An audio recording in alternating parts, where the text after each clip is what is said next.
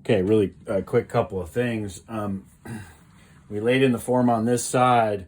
Again, this is the left hand palm, and you can see I let it stiffen up a little bit. I still have a lot of work to do here. It's soft enough to still do some work, but I got to get the other side laid out. See how these start coming together before I add too much detail to make everything sure everything's correct. So you want this to get a little bit firm. And then you want to put some nice soft stuff underneath it. You'll probably be working on a flat surface. I've got this elevated, so it gives a better view, and you can also see the principles of art back there. So I've done a little bit of layout, the kind of knuckle strike. The knuckle of the thumb is more on the side over here. The knuckle strike, I'm referring to like the roundness, right? The roundness from here around here.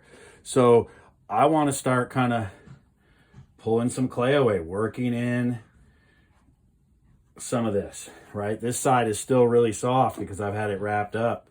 And letting the other side kind of dry, what I did is I had the bottom wrapped in plastic and a little damp paper towel in there.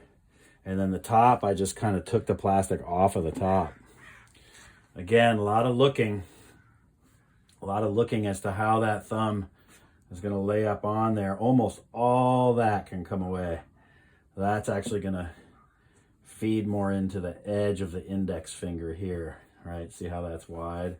So we really just have to kind of feel around this just like we felt around it on the other side and start to get the pieces to come together. The highest point, though, looks like it's going to be the index knuckle or the middle knuckle, also depending on how I'm holding my hand.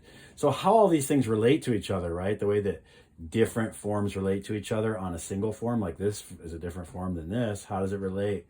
Well, that's proportion. Visually, when we look at these things, you know, when we look at lines across the hand, there's going to be movement, there's going to be motion.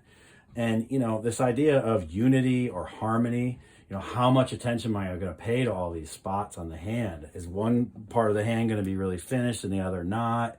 You know, maybe some of these principles that are up here, we start to talk about those a little bit more in your abstract piece. Look at how this whole shape just kind of falls off. You see that? Like this is high and then this rounds down, right? So just start pulling some of this clay out of here. And there's this little bump out right here on the edge of my pinky, just below the knuckle, right about there.